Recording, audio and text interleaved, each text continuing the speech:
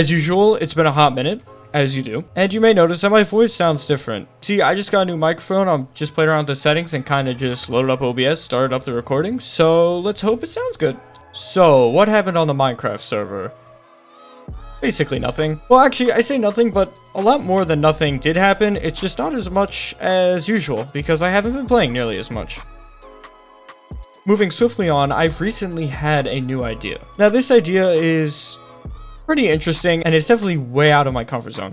So some of you may know I do have some experience with 1.14 and above chunk loading, but one thing I've definitely never tried to do is make a long distance chunk loader. I can make a chunk loader that keeps, like, for instance, the sorting system loaded or a farm loaded, like the shulker farm, but I've never really made like a long distance one to transport a signal very far or transport items very far. And there are a couple of reasons that I want to try to learn how to do this chunk loading. The first reason is I kind of want to make a hostile mob cap. You see, I'm kind of getting tired of being bombarded by creepers every time I try to do anything in this game. Oh, and for those of you who don't know, a hostile mob cap is when we fill the hostile mob cap with our own mobs, so no other hostile mobs can spawn, with the exception of phantoms. We don't get out of them that easy. Basically, shulkers are one of the best mobs to do this with because they do not despawn and they count towards the mob cap, which works around a ton of problems. For instance, if you want mobs to not despawn, you usually need to name tag them or something. But when you name tag them, they don't count towards the mob cap. There are a couple other mobs like this. There are villagers that have been converted into zombie villagers, and there are also withers, but I really don't want to deal with that, especially the withers. And now that we have our shulker farm, it should be pretty easy. The problem is that when you have like 300 shulkers in a chunk, it tends to really badly lag the server. So what you would want to do is move it far away and keep it in a lazy chunk where the entities will not be processed, but it will count towards the mob cap and stop mobs from spawning. It'd also be quite a hassle to have to go all the way to the hostile mob cap every time the server restarts to turn it back on. So I want to make it so you can flick a lever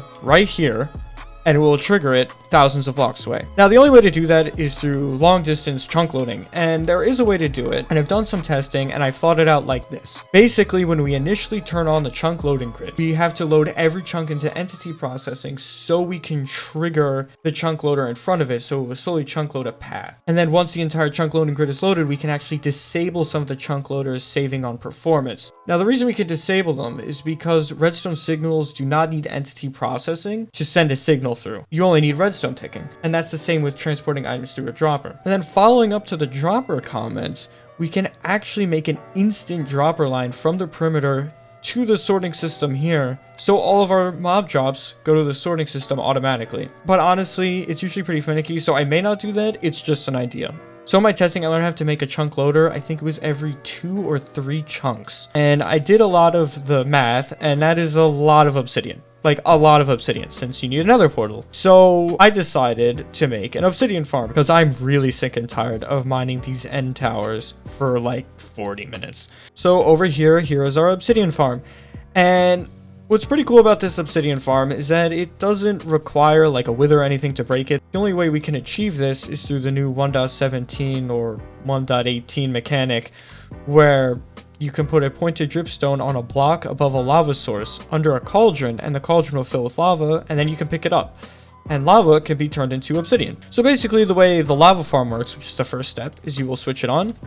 You stand right here, and you just hold right click, and cauldrons will start pushing past. You will pick up the lava and throw it down in front of you. Now, your inventory does have to be full for this, but besides that, it works perfectly. So as you can see, I have this switch on to the obsidian farm, and basically that's this right here. Basically, you just have either a player or a bot sit here and hold left click, and it will make new obsidian every time. Or 2 new, exactly. So you are mining 100% of the time. Now, this was way more complicated than it looks, because I definitely overcomplicated it by putting it in a small area and then having to split a lava bucket stream. But either way, it works in the end, and it works really well. So yeah, that's the obsidian farm. It's nothing too huge and nothing too fancy, but it is super nice nonetheless. So now I move on to the second and final thing I've done in this time, and don't worry, this one is a little bit bigger. So I don't know if you remember, but the perimeter walls looked kind of bad, and I decided I'm gonna make them look better. So I decided to smooth out the walls. Now, in this time lapse, I actually did something interesting, but it could be incorrect as a warning. I put a timer in the corner of the real time that has passed, and basically I did some weirdness with replay mod to calculate how long it actually was, because I did not record the full time, and I also used replay mod in a weird way to get faster than like 8 times speed, so I didn't exactly know how fast it was moving. So what I did is I added up all the times and then supplemented in about 20 minutes of time that I may have not recorded, and got a grand total of, well, you'll see at the end of the time lapse.